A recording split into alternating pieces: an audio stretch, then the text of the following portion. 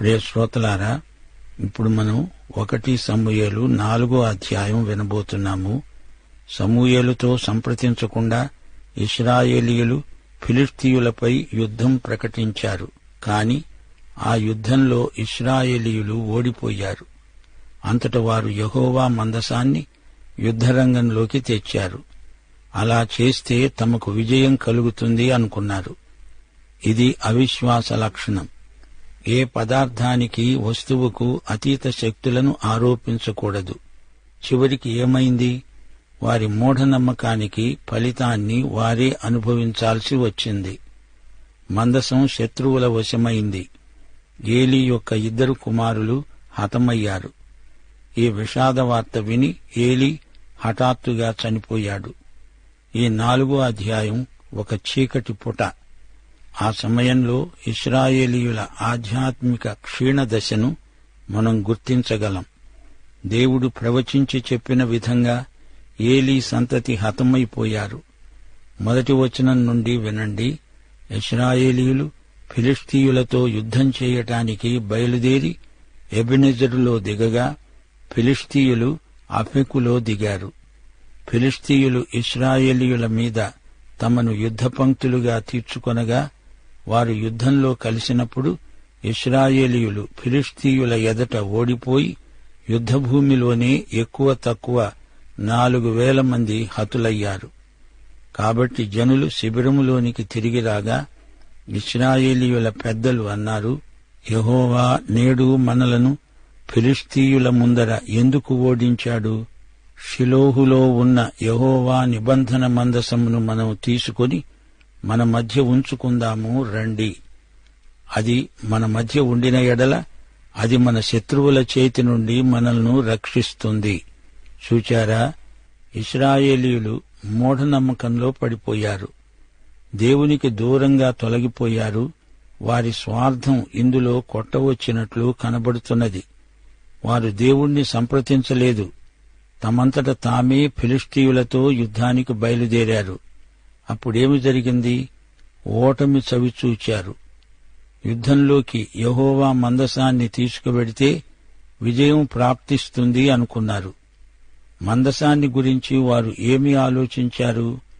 మందసాన్ని యొర్దాను నది గుండా మోసుక తెచ్చారు. దేవుడు నదిని చీల్చి వారికి దారి ఏర్పరచాడు. మందసం విజయమిచ్చే వస్తువు అనుకున్నారు. ఏ వస్తువులోనైనా ఆధ్యాత్మిక శక్తి ఉంది అనుకుంటే అది కేవలం భ్రమ. నదిని చీల్చింది మందసం కాదు, దేవుడు. మందసంలో దేవుడు కూర్చొని ఉండలేదు. మందసమేమీ విగ్రహం కాదు. దేవుణ్ణి పెట్టెలో పెట్టగలవారెవరు? శక్తి అంతా దేవునిలో ఉన్నది, ఆయన సన్నిధిలో ఉన్నది. శక్తి దేవుడు అనే వ్యక్తిలో ఉన్నది. సోదరీ సోదరులారా, ఈ రోజున క్రైస్తవులలో కూడా మూఢనమ్మకాలు పొడసూపుతున్నాయి. ఏవేవో పద్ధతులు వాడి అదే దేవుడు అనుకుంటున్నారు. పద్ధతుల వలన సమస్యలు తీరవు. ఆధ్యాత్మిక వ్యక్తులు దేవుని మీద ఆధారపడతారు. మిగతాదంతా గుడ్డి విశ్వాసం, మూఢనమ్మకం. క్రీస్తునందు శక్తి ఉన్నది. ఆయనతో ఉంటే మనకు విజయం, లేకపోతే అపజయం. అదే అసలు సంగతి. జనులు షిలోహునకు కొందరిని పంపి అక్కడి నుండి కెరూబుల మధ్య ఆసీనుడై ఉండే సైన్యములకు అధిపతి అయిన యెహోవా నిబంధన మందసమును తెప్పించారు.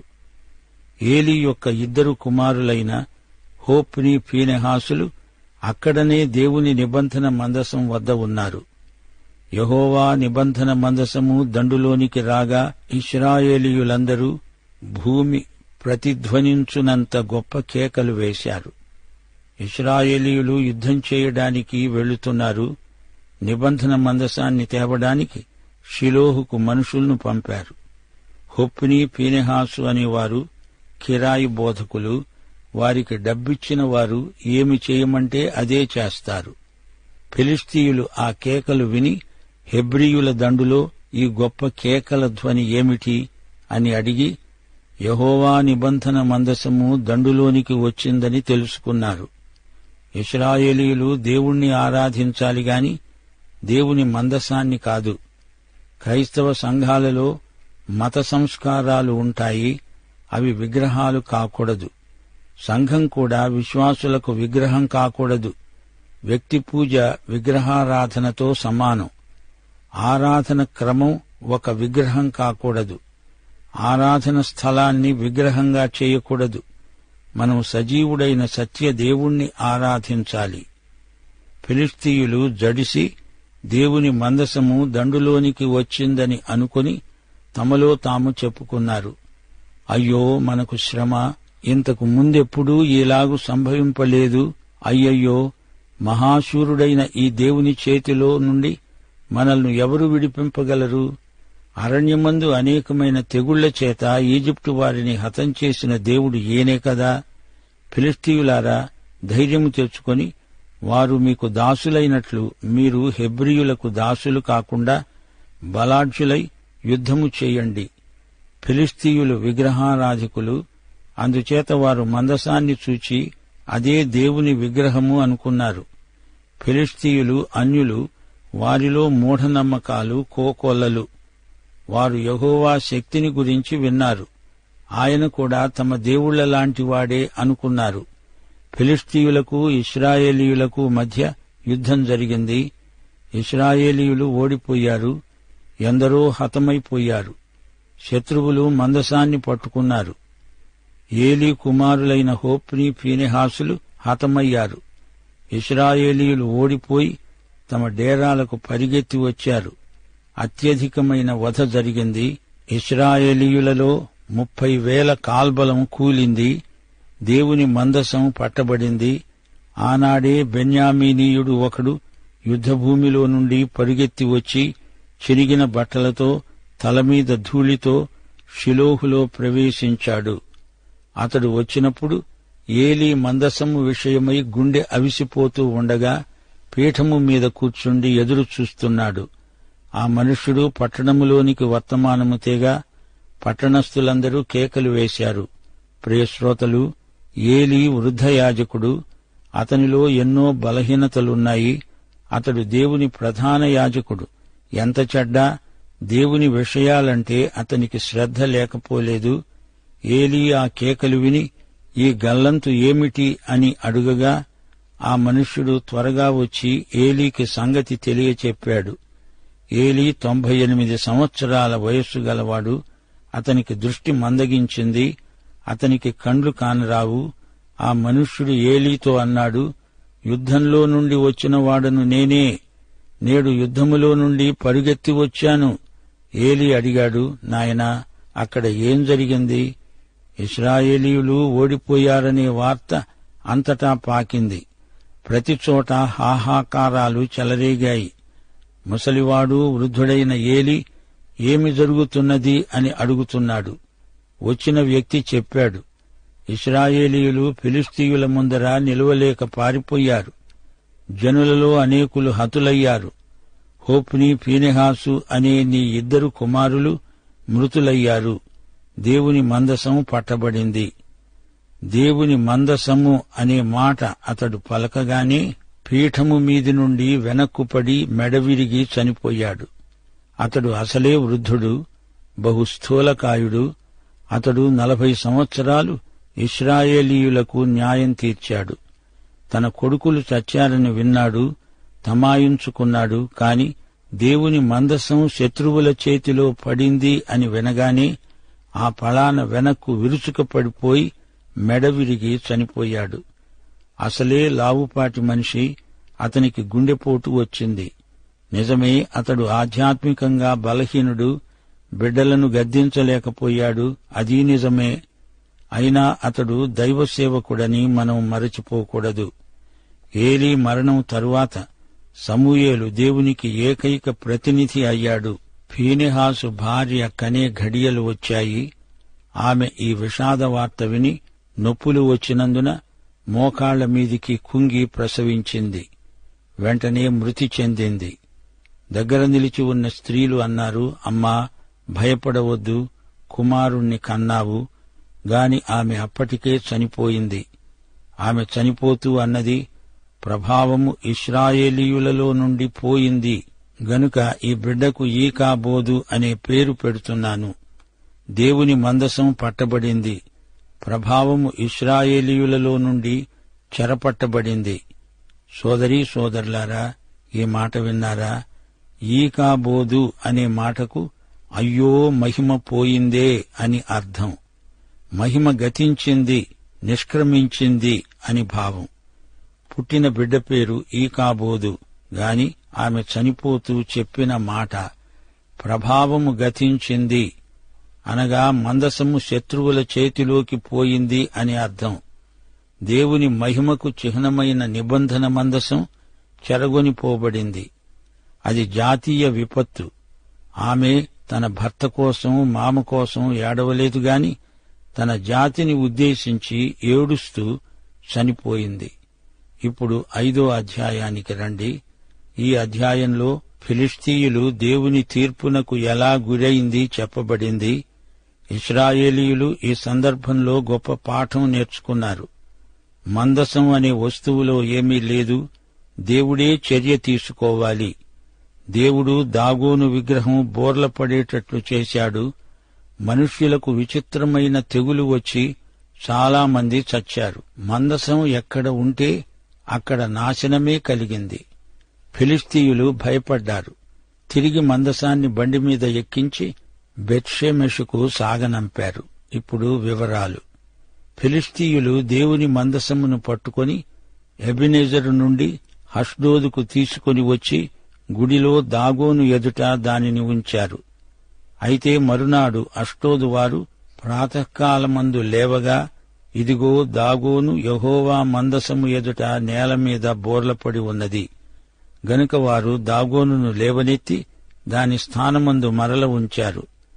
ఆ మరునాడు వారు ఉదయముననే లేవగా, దాగోను యెహోవా మందసము ఎదుట నేలమీద బోర్లపడి ఉన్నది. దాగోను తల 2 అరచేతులు తెగవేయబడి గడప దగ్గర పడి ఉన్నాయి. దాని మొండెము మాత్రము మిగిలి ఉన్నది. మందసము తమ చేతిలో ఉంటే తమకు జయం కలుగుతుంది అనుకున్నారు గాని మందసం దాగోను పక్కన పెట్టినప్పుడు దాగోను విగ్రహము కింద పడిపోతున్నది. ఇదెక్కడి విచిత్రం! దాగోను విగ్రహం కిందపడి మందసం ఎదట కాళ్ళు చేతులు విరిగి హాస్యాస్పదంగా కనిపిస్తున్నది. తన సన్నిధిలో అన్యదేవతలు నిలువవని దేవుడు చూపుతున్నాడు. ఫిలిష్తీయులు కంగారు పడిపోయారు. వారు గ్రహించారు, మందసం దగ్గర ఉంచుకున్నంత మాత్రాన వారికి మేలు కలగదు, పైగా కీడే కలుగుతుంది. దాగోను యాజకులు గుడికి వచ్చేవారు ఎవరు అష్డోదులో దాగోను గుడి గడపను కూడా తొక్కటం మానేశారు. యెహోవా హస్తము అష్డోదు వారి మీద భారంగా ఉంది. అష్డోదు వారిని, దాని సరిహద్దులలో ఉన్న వారిని ఆయన గడ్డల రోగముతో మొత్తి వారిని హతం చేశాడు. అష్డోదు వారు సంభవించిన దానిని చూచి చెప్పుకున్నారు, ఇశ్రాయేలీయుల దేవుని హస్తము మన మీద, మన దేవత అయిన దాగోను మీద బహుభారముగా ఉన్నదే. ఆయన మందసం మన మధ్య ఉండడమే దీనికి కారణం గదా. అది ఇక మన మధ్య ఉండకూడదు. ఫిలిష్తీయులు ఎంతో భయపడిపోయారు. మందసాన్ని మరో చోటికి పంపాలని తీర్మానించుకున్నారు. ఫిలిష్తీయుల సర్దారులందరినీ పిలువనంపించి, ఇశ్రాయేలీయుల దేవుని మందసమును మనము ఏమి చేద్దాము అని అడిగారు. అందుకు వారన్నారు, ఇశ్రాయేలీయుల దేవుని మందసమును ఇక్కడ నుండి గాతు పట్టణానికి పంపండి. అంతటా జనులు ఇశ్రాయేలీయుల దేవుని మందసమును అక్కడ నుండి గాతునకు మోసుకుపోయారు. అయితే ఆ తరువాత యెహోవా హస్తము ఆ పట్టణపు పెద్దలకు, పిన్నలకు గడ్డలు లేచేటట్లు చేసి వారిని మొత్తి నాశనం చేసింది. వారు దేవుని మందసమును ఎక్రోనుకు పంపివేయగా ఎక్రోనీయులు కేకలు వేసి అన్నారు, మనలను మన జనులను చంపివేయాలని మీరు ఇశ్రాయేలీయుల దేవుని మందసమును మన వద్దకు తెచ్చారు. గమనించారా? వారు మందసాన్ని తిరిగి ఇశ్రాయేలుకే పంపివేస్తున్నారు. దేవుడు ఇశ్రాయేలీయులకు తీర్పు తీర్చాడు. ఇశ్రాయేలీయులు ఒక ప్రశ్న వేశారు, ఈ మందసంతో మనమేమి చెయ్యాలి? ఈ మందసం మనల్ను, మన జనులను చంపకుండా స్వస్థలానికి దానిని పంపించాలని తీర్మానించారు. దేవుని హస్తం అక్కడ బహుభారంగా ఉంది. మరణభయం ఆ పట్టణస్థులందరినీ పట్టింది. చావక మిగిలి ఉన్నవారు గడ్డల రోగము చేత మొత్తబడ్డారు. ఆ పట్టణస్థుల కేకలు ఆకాశము వరకు వినపడ్డాయి. గమనించారా? వారికి వచ్చిన తెగులు విచిత్రమైనది. అది బయటికి కనబడని గడ్డల రోగం, ఒక విధమైన కొరుకుడు పుండు. వారి శరీరములోనికి లోతుగా ప్రసరించిన భగంధరం లాంటిది. దానికి చికిత్స లేదు. అందరూ చచ్చారు. తమ శిక్షకు కారణం ఈ మందసమే అని గ్రహించారు. వారికి మహానాశనం ప్రాప్తించింది. 55వ కీర్తన 4వ వచనం దావీదు అంటున్నాడు, నా గుండె నాలో వేదన పడుతున్నది, మరణ భయం నాలో పుడుతున్నది. ప్రజల్లో మనోవేదన అధికమైంది. వారు పెడబొబ్బలు పెట్టారు. సోదరీ సోదరులారా, దాగోను దేవత పడిపోవటం విచిత్రమైన సన్నివేశమనిపిస్తోంది. సత్యము, నీతి, ప్రేమ ఈ మూడు కలిసి సువార్త నినాదమై బలంగా ప్రకటించబడాలి. మన ఆయుధములు శరీర సంబంధమైనవి కావు. సువార్త ఆధ్యాత్మిక ఆయుధం. ఫిలిష్తీయులు సత్యదేవుణ్ణి ఎరుగరు. దేవుడు స్థాణువు కాడు. ఆయన సర్వవ్యాపి. ఆయన మన సృష్టికర్త. సువార్తను ఎరుగని ప్రజలకు నిరీక్షణ లేదు. ఎఫెసీ పత్రిక 2వ అధ్యాయం 12వ వచనం, వాగ్దాన నిబంధనలు లేని పరజనులు, నిరీక్షణ లేనివారు, లోకమందు దేవుడు లేనివారు, క్రీస్తుకు దూరస్థులు. 74వ కీర్తన 20వ వచనం, లోకములో ఉన్న చీకటి గల చోట్లు సువార్త వెలుగు చేత నింపబడాలి. లేవియకాండం 18వ అధ్యాయం 25వ వచనం, దేశము అపవిత్రత కలిగి దేవుడు దానిమీద దోష శిక్ష ఉంచుతున్నాడు. ఆ దేశమందు కాపురమున్న వారిని అది వెళ్లగక్కి వేస్తున్నది. సోదరీ సోదరులారా, దేవుడొక్కడే. మలాకీ గ్రంథం 2వ అధ్యాయం 11వ వచనం. జాగ్రత్తగా ఈ వచనాన్ని ధ్యానించండి. యూదావారు యెహోవాకు ప్రియమైన పరిశుద్ధ స్థలమును అపవిత్రపరిచారు. ఇప్పుడు మనం యేసుక్రీస్తు సువార్తను ప్రకటించాలి.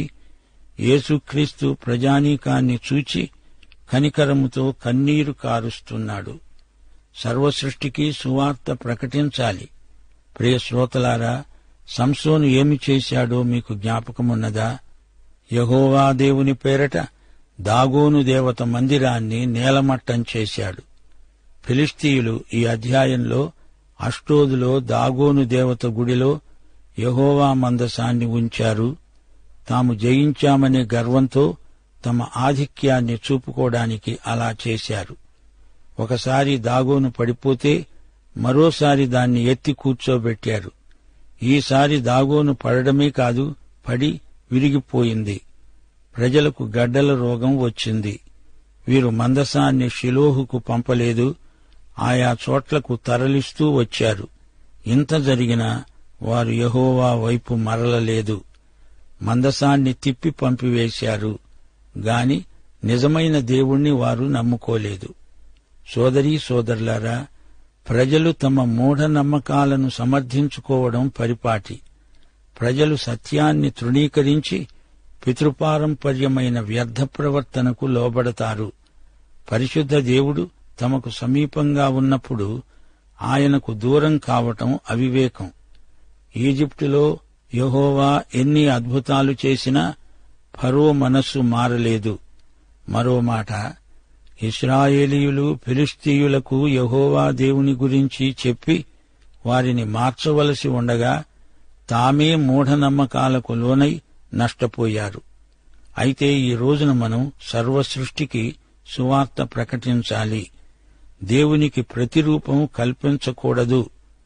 సహోదరుడా, సహోదరి, నీవు రక్షించబడ్డావా? దైవాశీస్సులు. ఆమేన్.